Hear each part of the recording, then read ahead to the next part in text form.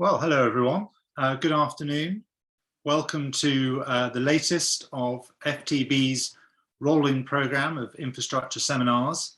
My name is Hereward Phillpot, and I'll be presenting today's session together with Hugh Flanagan, who's also appearing on your screen now and will be reappearing about halfway through. We're expecting the event to last about an hour. With two talks and hopefully time for a brief question and answer session at the end. There are two sets of slides and they'll be sent to everyone together with a link to the recording of today's seminar at the end. If you've got any questions, please use the Q&A function in Zoom and we'll come to your questions at the end. So, if I make a start by way of overview, we've got as I said, two talks today. I'll be setting the scene, explaining the review process and what it appears to be intended to achieve. I'll then talk about some of the key themes that have emerged from the responses which are concerned with process and procedure, especially for the examination and decision-making stages, looking at some of the problems people have pointed out and some of the suggested solutions they've come up with. I'll then hand over to Hugh, who will be dealing with some of the key substantive points that have been raised by those who have responded to the consultation. In the time we've got, it will inevitably be necessary to be selective in what we pick out, and I would say that having looked at a number of the responses, a great deal of thought has gone into them, and there are a lot of very good ideas, very good suggestions that we simply won't have time to deal with today. So well worth reading the responses in full. Starting then with an introduction, the process is clearly described in the MHCLG letter of the 21st of June. The operational review is a full review of the end-to-end process and all its interactions, so very broad-ranging scope. The letter identifies that this is one of broadly three elements. There's the operational review, which is what we're talking about today.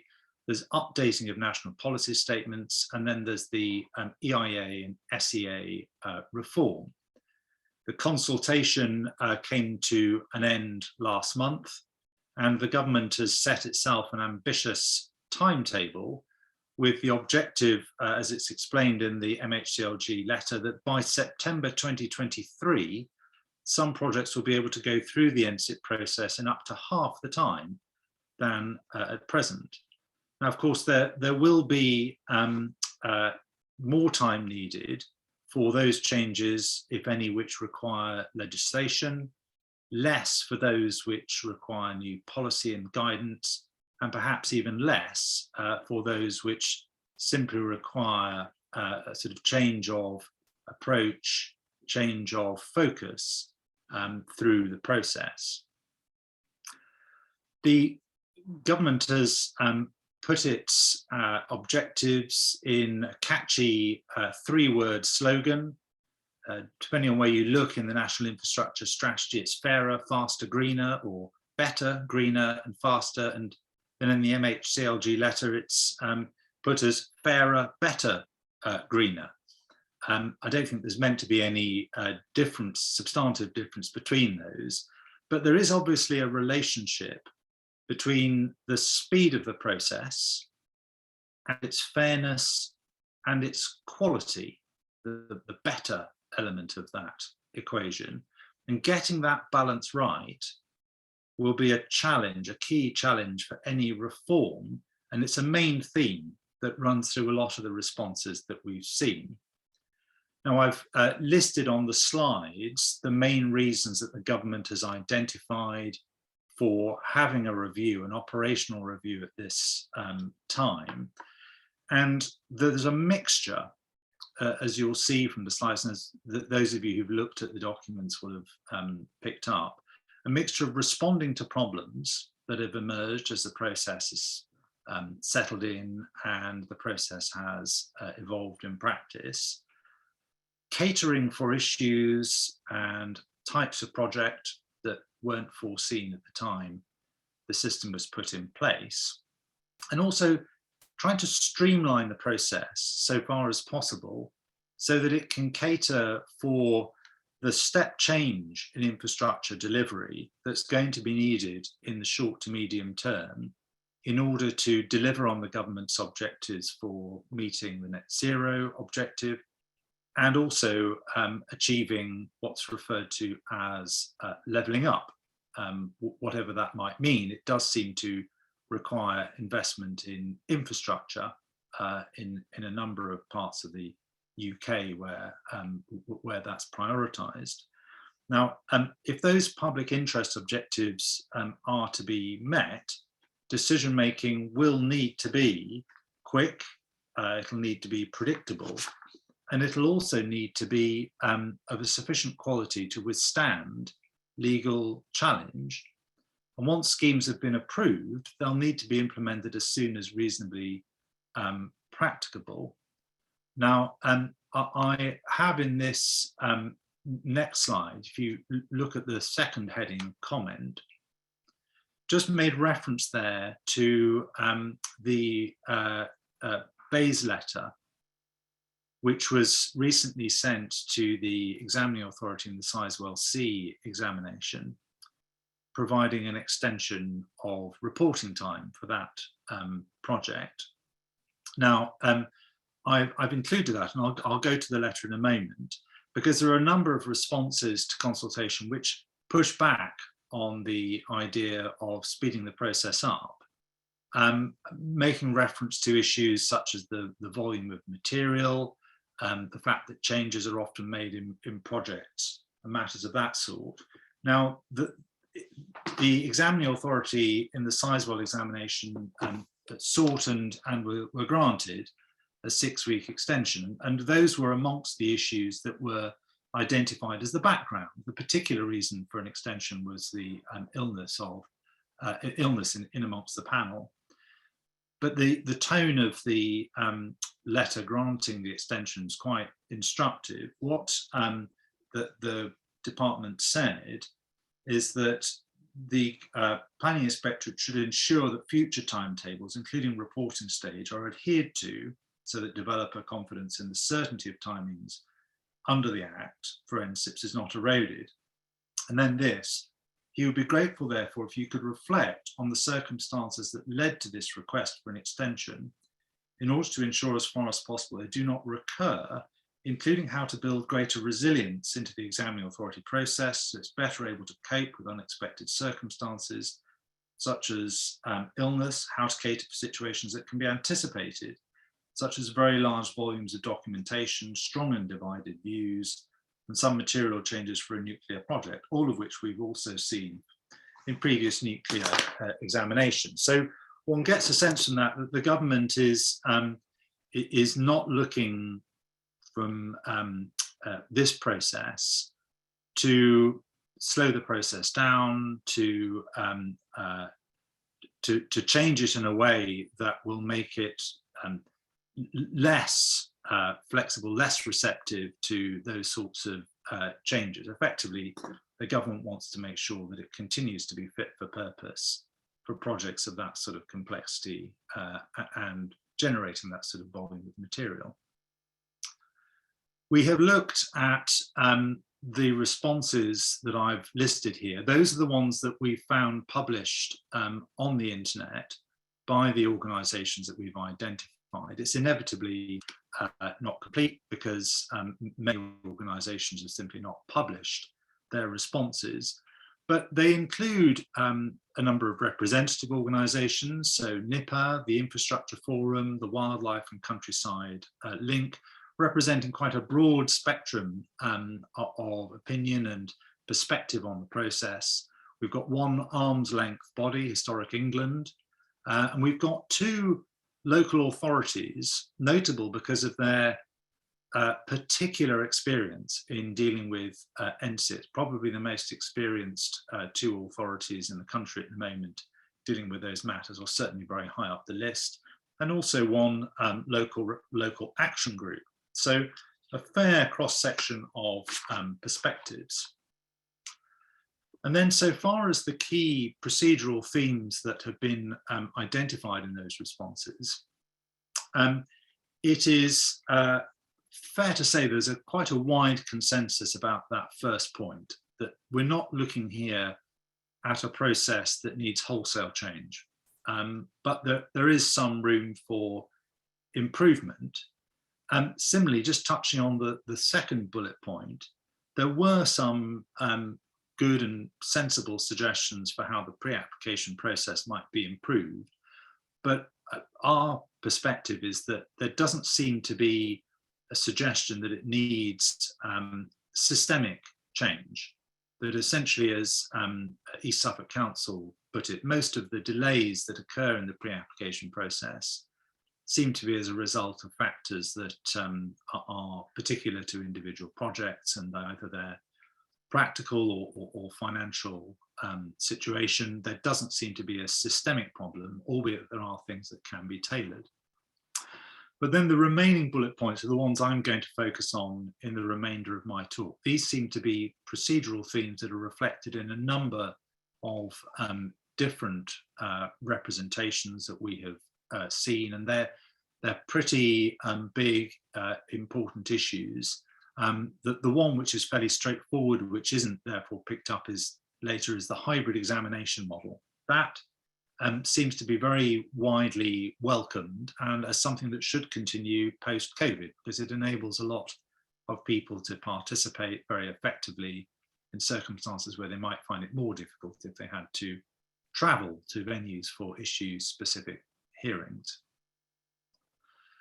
Turning then to the first of the big procedural process themes, and this is a concern about a lack of effective engagement by some key statutory bodies. It's a theme raised by many respondents, including local authorities. And just by way of example, the East Suffolk Council response, it puts it quite pithily. It says, East Suffolk Council also has experience where delays in the NSIP process have been caused by the inability of other stakeholders to fully engage with an NSIP project and developer. This experience has occurred through all stages of the project, but particularly during the pre-application and examination stages. The inability of key statutory stakeholders, such as those in the DEFRA family, to fully engage with NSIPs can cause direct and indirect delays to others, and therefore the overall process. Greater support for all stakeholders through PP arrangements will help to address this issue. And as the reference there by East Suffolk Council to members of the DEFRA family illustrates, this includes bodies who have a particular role through statute for advising the government on issues. And the courts have identified in a number of these cases that there is an effective presumption about the weight that therefore attaches to their views. And the system is based on an assumption that those parties will participate in a full and effective way at each stage. And where they don't, one of the things that comes out of the responses is that it hampers the process of working through substantive issues, and also that it can undermine the fairness of the process. Because, for example, if a party doesn't turn up for an issue-specific hearing where its views are engaged and its views are one of the key issues,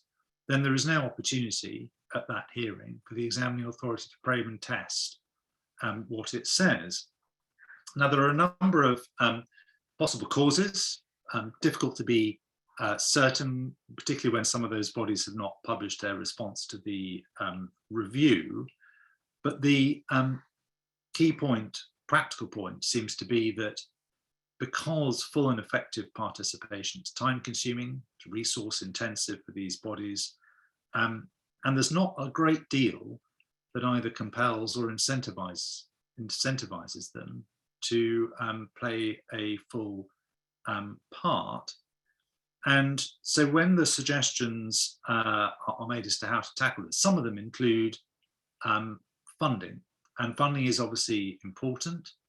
It's notable that the support for the use of planning performance agreements is not just from those who would benefit from the money, for example, local authorities, but it's also from those who are expressing the views of the promoter side, the applicant side, because they see the benefit in those. But what they're essentially saying through some of the responses we've seen is that either these should be made obligatory, or there should be clear guidance for promoters so that they know what's expected of them if the use of PPAs is to be extended.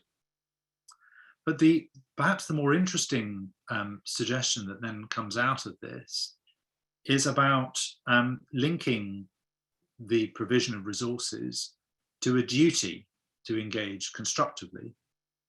That is expressed by some respondents as a suggested legal duty, something that could be put into statute, the legal duty on the bodies involved, or others suggest a policy duty, policy obligation on them, which can be enforced through the costs regime on the basis of failure to adhere to that being unreasonable.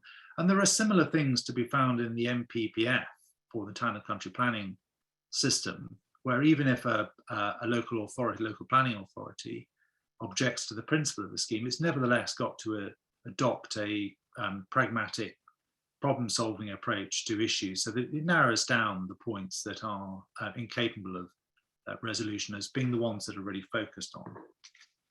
And that is something which will be interesting to see what the government makes of it. The next issue is issue-specific hearings, and there is a widespread perception emerging from the responses that examining authorities are defaulting to holding issue-specific hearings. And as I've said here, East Suffolk Council was one of those who made the point that hearings shouldn't be a default measure in what is inherently meant to be a primarily written process. And the concern seems to be that hearings are sometimes held rather too readily and not just where they're truly required, either to allow the examining authority to get to the bottom of issues, or because they're required in the interests of fairness. And respondents have noted many of the issues that are ultimately discussed, issue-specific hearings, are, in their view, capable of being dealt with in writing. But another issue, which really, again, quite widespread in terms of those who raised it, is about the lack of detail in agendas.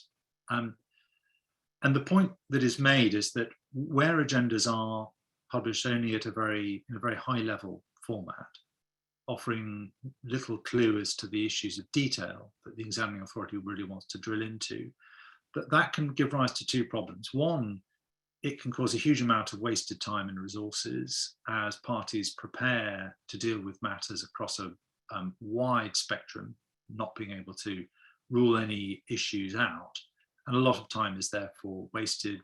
People are pulled along to attend and spend a lot of time and therefore money in preparing, and ultimately those issues don't arise. But the second and related issue is, of course, that then when you do identify during the hearing what it is the examining authority really wants to hear about, often that will not have been predicted, and therefore the parties won't be in a position to provide a full response. And what that means is obviously the examining authority doesn't get the information that they really wanted when they decided that that item ought to go on the agenda. And so there's a lot of call for more detailed agendas to be published early. Time management during issue-specific hearings also raised by a number of respondents. And that's manifested in practice quite often in time running out during the course of a hearing, so that the agenda is not completed by the end of the day, and then remaining matters have to be dealt with in writing. and that has a tendency to undermine confidence in the system, because if it was necessary to have a hearing to deal with those matters, then how can they now satisfactorily be dealt with in writing? But it also has a tendency to undermine the fairness of the process, because if not enough airtime is given to the parties, particularly the applicant and to the examining authority, to get to the heart of what it is the examining authority particularly wants to discuss, then that lack of airtime can impede the ability of parties, including the applicant, to get a fair hearing for their application. And the suggestions that are made, and I've sort of sought to summarize them here in this list as to how that can be tackled, they're not the sort of changes that require legislation. They're not the sort of changes really that necessarily require new policy or even necessarily published guidance. It's really just a matter of good practice and firm case management. Although there's a suggestion been made by TIF that there might be an independent assessment of how they are being managed and their effectiveness, just to generate some of that good practice guidance. I should say, for the purposes of transparency, I mentioned TIF, and I was one of those on the panel of people from various different parts of industry that were assembled by TIF to have input into their response. So you can keep that in mind if you think that is important, and certainly in terms of understanding the reference to those representations in this presentation. The next point which arises is a concern about a deviation from the inquisitorial approach. The system, as you know, is designed to be inquisitorial rather than adversarial, with the examining authority rather than the parties being in the driving seat and choosing the focus of the examination. And a number of respondents have raised concerns that in practice, there are signs that that's not always how it's working. And so, for example, parties have identified a concern that sometimes points made by various parties are simply passed on, unfiltered, in the form of written questions. So party X has said this, what do you say about that? But more particularly, it's the approach to common ground. There's a perceived reluctance raised by some respondents for the examining authority to weigh in the way that it might during the examination and in a sense adjudicate by revealing more of its thinking earlier, so as to try and break the impasse between parties where they're in dispute. And by holding back, there's a concern that parties are effectively pushed to compromise, pushed to reach agreement and common ground in circumstances where that might not be the right answer. So, for example, points are raised that it might lead to applicants agreeing to provide extra mitigation, extra compensation, extra payments that they don't think are properly justified when applying the policy tests for the imposition of requirements and the giving of obligations, but where under the pressure to agree common ground, they feel that some sort of compromise has to be made. And one of the issues that is raised by the Infrastructure Forum on the back of that is that there's a risk that that could slide into something of a transactional approach, whereby interested parties know the pressure on the applicant and might use it to obtain effectively extra payments, extra controls, which would not normally be justified, but as the price of reaching common ground on a range of issues. And obviously it's important to guard against that, to ensure that confidence is retained in the system. There's also a concern raised that simply too many statements of common ground are being required. And not all of them are hugely useful. There may be many parties who don't really agree on very much, and where you can get that from the material they put in already, from the relevant representations, written representations and responses to them. And every time an additional statement of common ground is required, people have to be diverted from other tasks in order to deal with it. And that can add to what is already a very pressured timetable. Next point is a concern that insufficient time and scrutiny can be dedicated to some of the key substantive issues. In a 6-month examination, time is really the most precious commodity, not just for the examining authority, but also for all of the interested parties. 6 months represents a very tight and challenging time frame to scrutinise and determine the key issues, particularly for bigger and more controversial projects. And there's an enormous amount of documentation to get through, to read, to absorb, and for the examining authority to test. So for Sizewell C, for example, the examination stage generated something like 3,000 documents, many of which were very lengthy, some of them over 1,000 pages long in themselves. So there is literally no time to waste. And a number of responses suggest that time is sometimes not being used well, not being used effectively, and that where that happens, where time is effectively being wasted, or certainly not being used as efficiently as it should, what that means is that there's a lack of time then to properly scrutinise and resolve the issues, and that then manifests itself in the quality of the reports that can be produced, the quality of the decisions, and the risk of judicial review at the end of the process. And a number of different areas have been identified by respondents as to where time might not be always used efficiently. There is a concern that sometimes too much time in hearings is used on process and procedure. Basic information, what that means is the sort of basic architecture of the scheme, how the scheme for which consent is being sought is defined and controlled. It's a hugely important issue, but one of the questions that arises is, would it be possible to make better progress in explaining, educating the examining authority and others on those matters before the examination starts? So that once the examination starts, everyone has a pretty good understanding of those matters and can then focus on the points of controversy, because it's not uncommon for issues which are relatively simple issues about how the scheme is put together to be raised throughout the process and even towards the latter end. There's also a concern that the time allocated, the time used in issue-specific hearings is not proportionate always to the relative importance of the issues, what might be called in a judicial review context the key controversial issues that have to be resolved, and not necessarily getting the proportionate time that they require as compared to more peripheral points. DCO drafting is something that Hugh will talk about in a little more detail in terms of the substance. Hugely important again, but a lot of time is spent debating what should be standard provisions.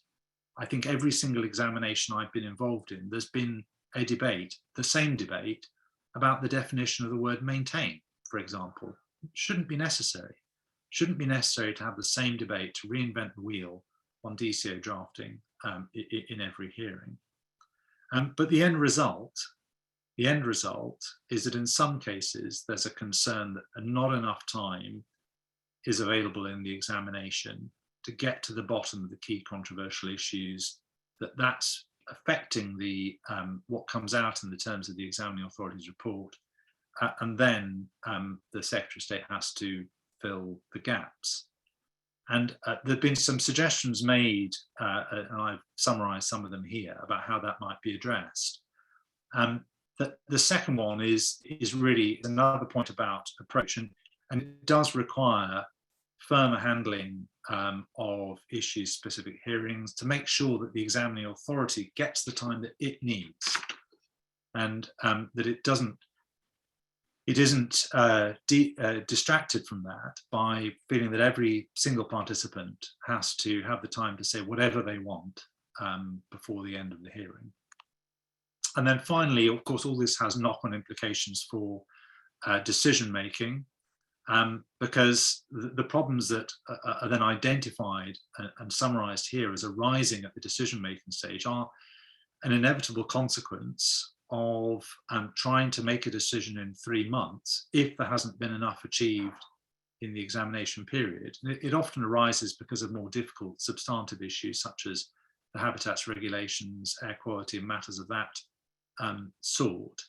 But if the Secretary of State does need more information, there's almost inevitably delay, because time will be required to look at the examining authority's report, decide what's needed, write to the parties. They have to have a fair chance to respond, and then they need a fair chance to comment on what others have said. And then, of course, there has to be a decision taking account of that. So the main answer to this must lie in improving what happens at the examination stage, even if there have been some good suggestions made in the responses for perhaps formalising a process for submitting updates to the Secretary of State post-examination. So I will pause at that stage and hand over to Hugh, who will now talk through some of the substantive points. Thank you, Hugh. Thank you, Harry. And I'm just going to share my screen.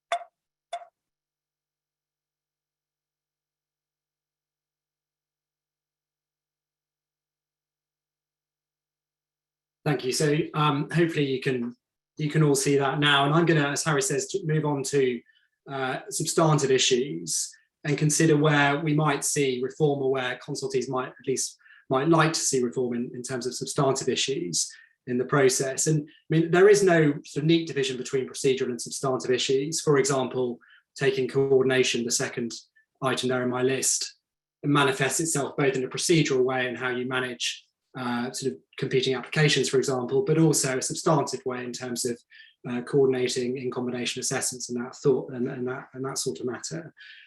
But bearing that in mind, I'm going to try and tackle these 4 substantive issues. Firstly, policy. Secondly, coordination in the process. Thirdly, flexibility in DCOs. And fourthly, DCO drafting, which are all issues which are prominent in the consultees' responses that we've seen. So starting with policy first, and I deliberately start with this because it's a major focus of a number of the consultee responses. And the primary concern is a simple one, really, the concern that MPSs are up to date. And the concern arises almost across the board in terms of consultees, NIPA, the Infrastructure Forum, but also organisations coming at matters from a very different perspective. For instance, the Wildlife and Countryside Link, an umbrella group for the CPRE, FOE, Friends of the Earth, RSPB, groups of that sort. And they also say, to use their words, that they consider the single most important thing that government can do is to make sure the MPSs are fit for purpose. And they're talking about their particular purposes of environmental concerns, but the point is a common one with promoters as well, saying the MPS need to be up to date. There's various reasons why MPSs can become out of date, as we've seen in the last 10 years or so. Environmental concerns are a major one, particularly in light of greater concern to address climate change, also more recently biodiversity net gain. Technology moving on, the policy and legal framework moving on outside the infrastructure regime, so the Paris Agreement, the net zero targets enshrined in legislation and how that might impact MPSs. And also, I mean, more simply, if a policy has an end date, so for instance, the nuclear MPS EN6 has a deployment by date of 2025, which no new application at this point could realistically meet. And that's a fairly stark example of how a policy document can become dated and needs some kind of refresh. So that's the background as to why the issues might arise. And as to the need for updated policy documents and keeping them up to date. The consultees raise various issues, which I summarise, but they're fairly fundamental to the process. The Infrastructure Forum talk about, in their experience, out of date or partly out of date policy delaying and discouraging investment in infrastructure, precisely the opposite of what government are hoping to achieve with this consultation and reform. In that an uncertain policy framework and uncertainty over whether consent will be granted does nothing to encourage investment in the system and projects being brought forward. And that really goes to the fact that the MPSs are at the heart of our infrastructure planning system. Section 104 of the Planning Act 2008 has a duty to decide applications in accordance with an MPS that has effect. So if there is no relevant MPS which has effect because it's time expired, you simply can't benefit from that obligation. That obligation in statute in respect of that type of technology or project almost becomes redundant.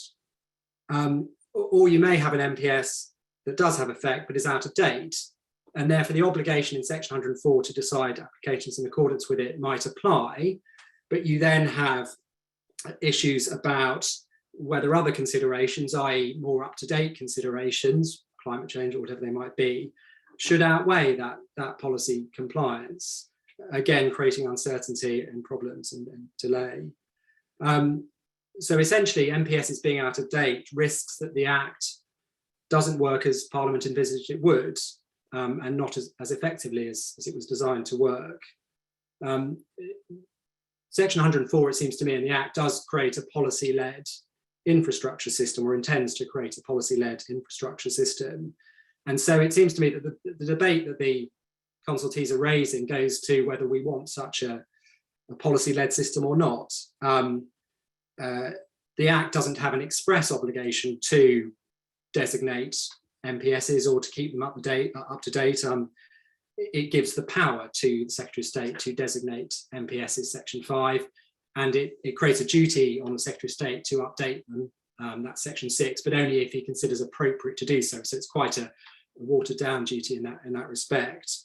So it's not quite the same as, for instance, the duty on local planning authorities to bring forward a local policy framework in terms of TCPA development.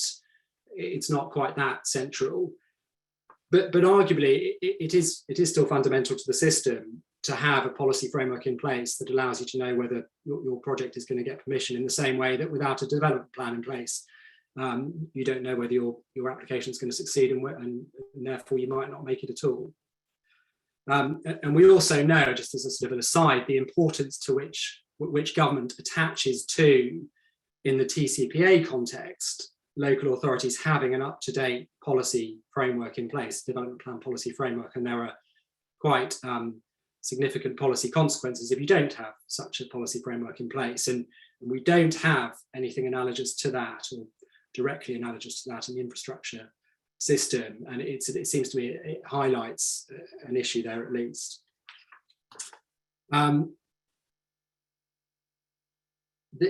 I also, in the last bullet point on this slide, talk about reducing debate at examination.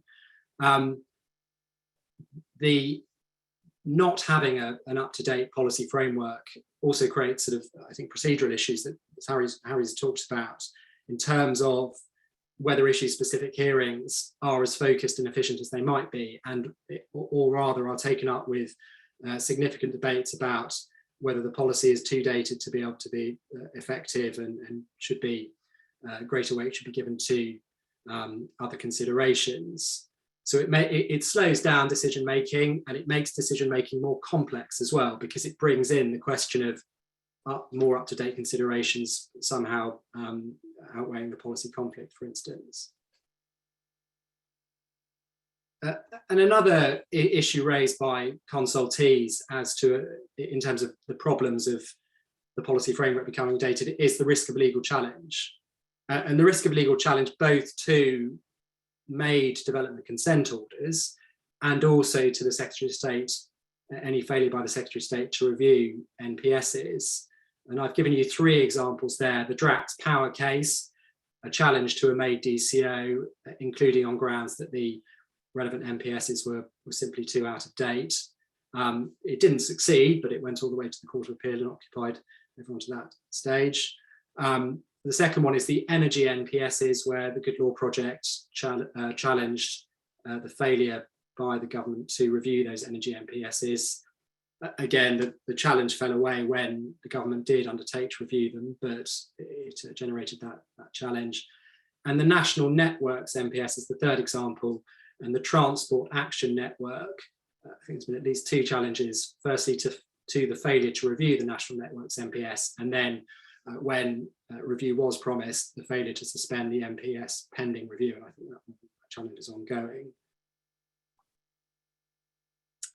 And as to just an overview of where we are with the MPSs and examples of the issues being raised, and the ones that the consultees focus on, the energy MPSs are prominent in the responses, understandably, given that they're so central to the infrastructure system. 2011, they were designated, currently being reviewed, although I do note that they are being reviewed, but the nuclear MPS EN6 is not part of the current consultation.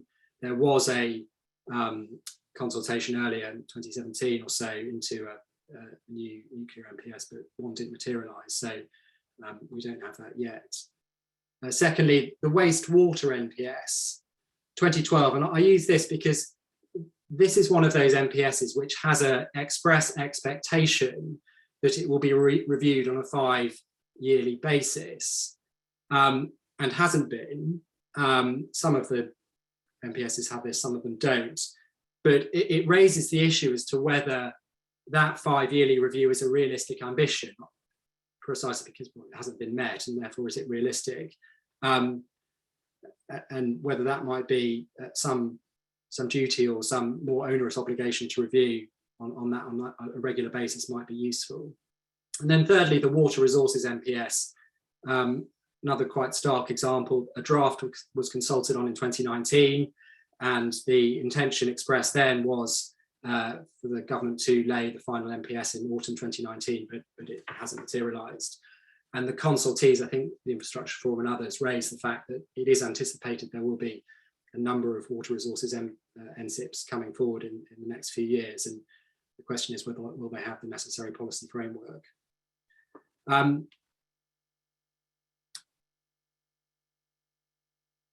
then finally on policy, just bringing together some thoughts from the consultees and ideas for how this issue might be addressed.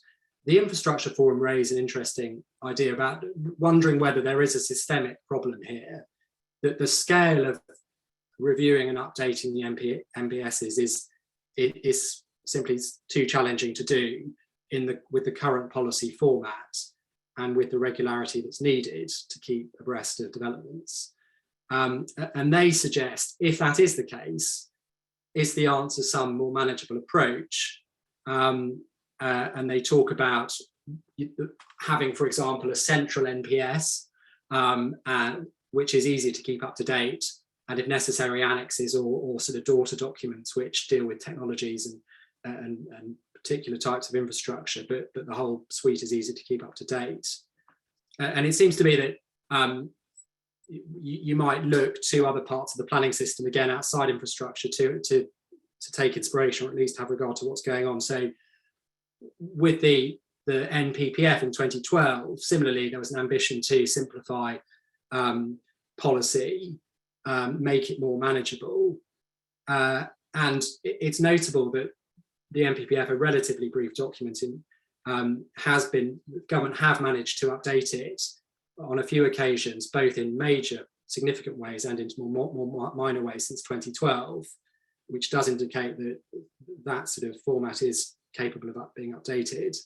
And that went with the planning practice guidance brought in at around the same time, which has been constantly updated. So that might be seen as an example, and obviously it's not the case of one size fits all, but at least it shows how it can be possible. NIPA, interestingly, wonder whether a 5-year review, a sort of stronger direction to have a 5-year review might be sensible, and aligning that with the National Infrastructure Strategy publication, which is envisaged to be 5-yearly affair. And then finally on policy, just before I move on, there are consultees raise a few other issues on MPSs. Consistency between MPSs has been raised, which in the energy suite can be solved to some extent by having the EN1 overall energy MPS and then having the subsidiary technology specific MPSs, and query whether that might be, that sort of consistent approach might be beneficial in other areas.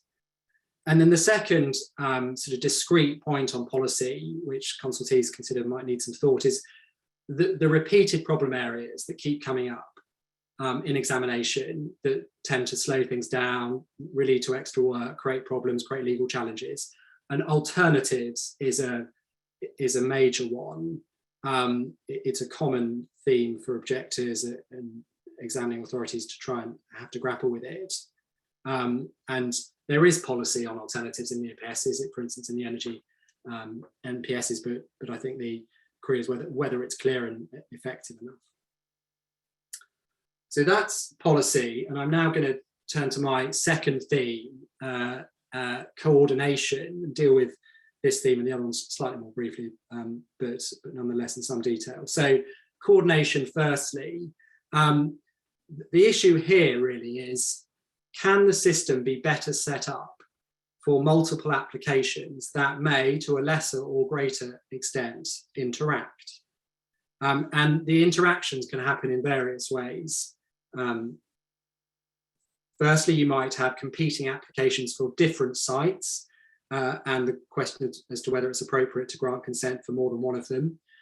So an example is the Northampton Gateway Strategic Rail Freight interchange where the DCO was made, but there was also a competing application by Rail Central for a site right next door. That application was withdrawn, but clear issues as to how you would manage those two applications came up. A second category is competing applications for the same site.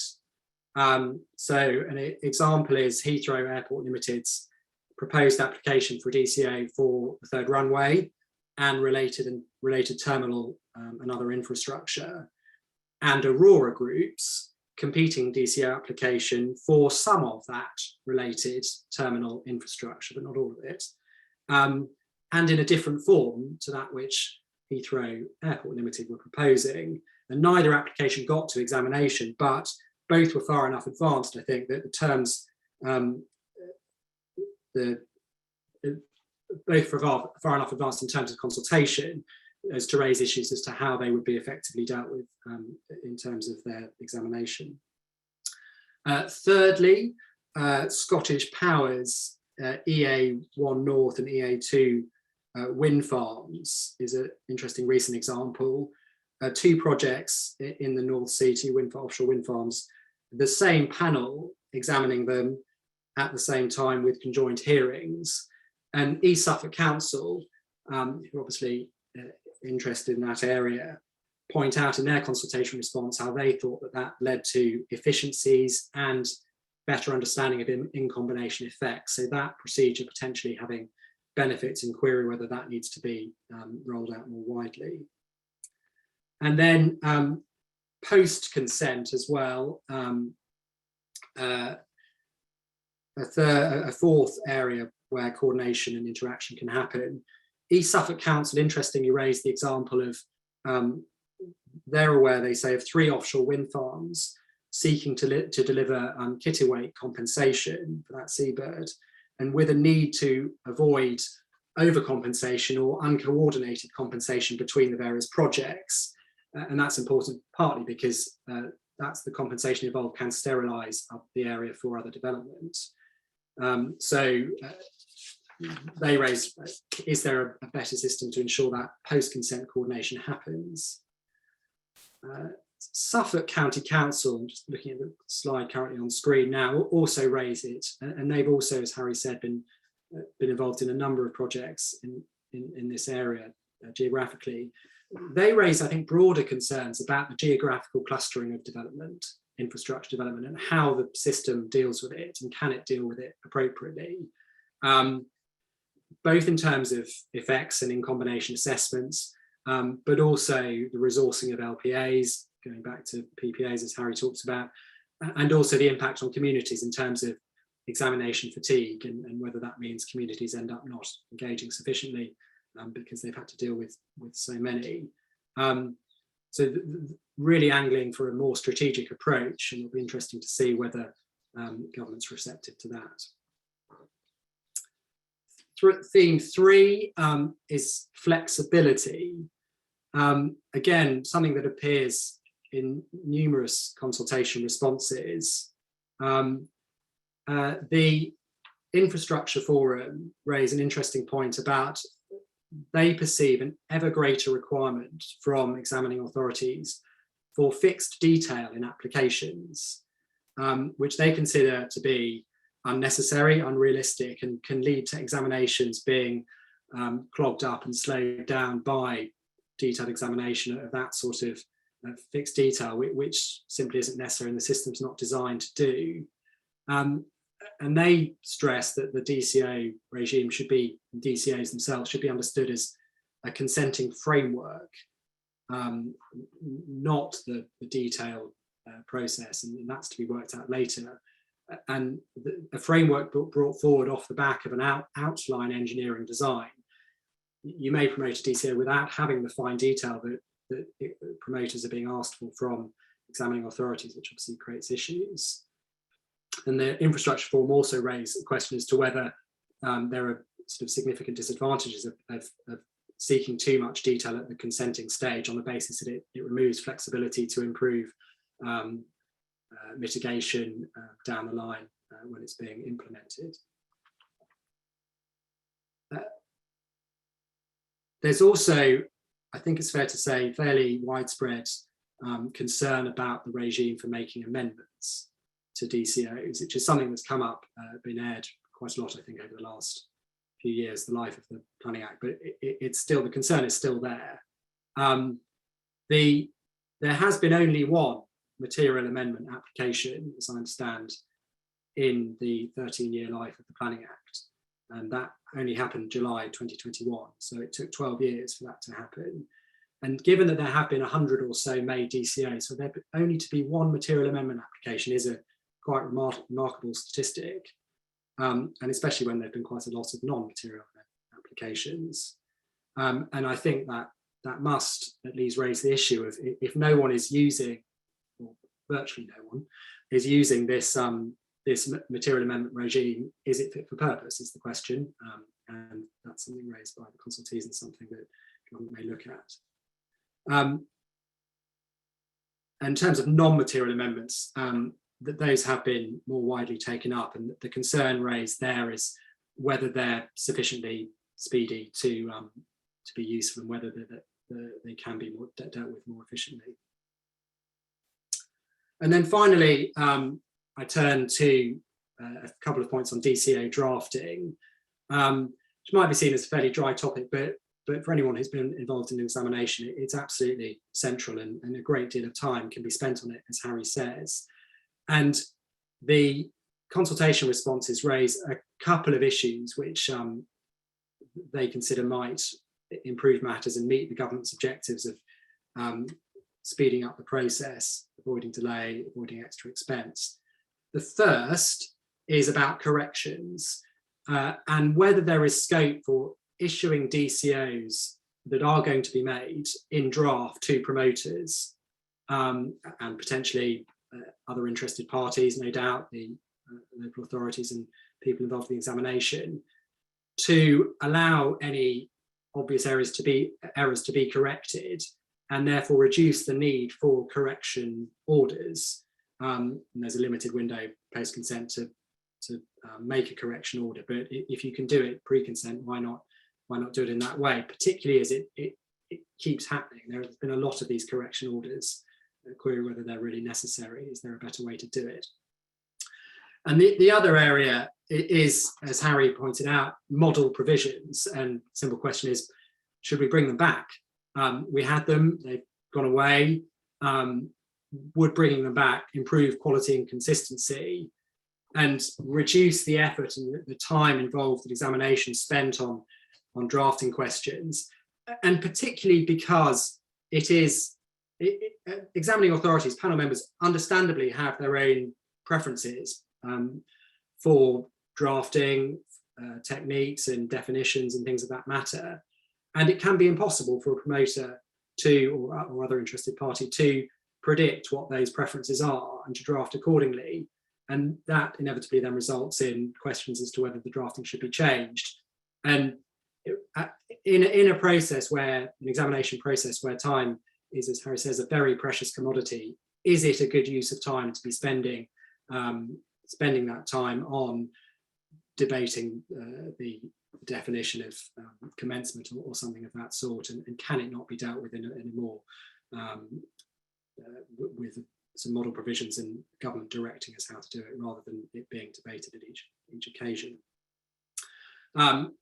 So that leads me to the end and to the Q&A section. So I'll just ask Harry to come back in and thank you very much, Hugh. Excellent, as ever. At the moment, we don't seem to have generated any questions, so I can only assume that we covered everything to everyone's satisfaction, that they are now entirely clear about the nature of the process and the sort of things people have been saying. So, Hugh, well done for that. I'll just obviously give anyone an opportunity to raise any questions if they have them. But in the meantime, what I would say is that we have another one of these sessions coming up, the 28th of February.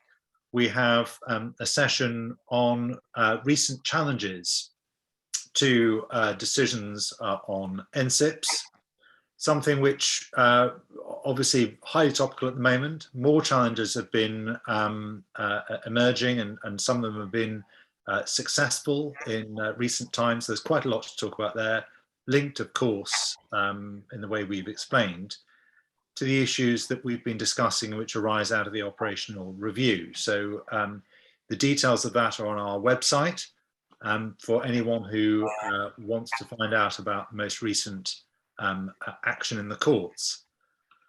So there have been a couple of comments in the chat, but so far no questions. Oh, hello, just the last moment. Angus. Hi, Harry. Can I ask you where you found the consultation responses you've cited? Are they just on each organisation's website, or has someone collated them? Angus, that's an excellent question, and you've put your finger on what is essentially a difficulty that we've experienced. We've had to do our best through the magic of Google to seek out these responses individually. They aren't collated anywhere. It's one of the reasons why we thought it might be of interest to people to have an overview. It's a partial and imperfect overview necessarily, but in the absence of them being collated anywhere, we just went to the individual organisations' websites. Some were easier to find than others. Next question from Vanessa Ralph. Hello, Vanessa. Do you think there's any traction in requiring judicial review claimants to disclose their grounds for challenge at the earliest possible moment? Well, I think that one of the, I'll deal with that question, but one of the points that was raised, certainly by the Infrastructure Forum, was trying to make judicial review potentially more challenging, putting up more obstacles than there already are. But most of those, I think, suggestions were directed more at challenges to policy. Challenges to policy really undermining the way the system was meant to run. That was the point they were raising. But so far as individual applications related to individual schemes, I suspect that you won't know about if you've got grounds for challenge until the decision comes out. Thereafter, you've obviously got quite a tight 6-week window in which to make your claim and to identify your grounds. I think that one of the things that might be worth exploring is whether there is scope through the examination process to put a burden on people who think that there have been errors in what's happened already, to raise them in the representations they made, but difficult to legislate against people raising points that arise really out of the way that the issues ultimately come out in the decision. And then the next, we've got another question from Mark Woodger saying use of PPA is also now being supported by PINs. At the AOC stage, it appears that without it, funding involved by authorities could be material in considering the adequacy of the same. Interesting, not so much a question, more an observation. And then finally, Mark Sullivan, I think we're running out of time. Are you going to address the Stonehenge High Court judgment of Holgate and the Secretary of State for Transport's response to it on 28th of February? This judgment not appealed sets some new principles about handling alternatives in the trunk road context.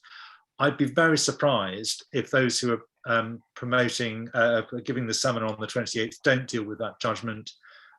Very important, very interesting judgment, and I'd anticipate that that will be one of the things they were focused on. And then I said finally, but the one final practical point, very useful session, will the PowerPoints be available on the FTB site? The PowerPoints will be sent, a link to them and a link to the recording to everyone who was in the session today. So you'll get all of those. If there's any difficulty, please contact Chambers and we will make sure that you get a set sent to you. So I think that brings us to the end of the session. Thank you all for listening, and thank you for some good, intelligent questions at the end. Really good to see so many people here today. And yes, I hope to see many of you at the next session on the 28th. So thanks very much, everyone. Enjoy the rest of the day. Thank you very much.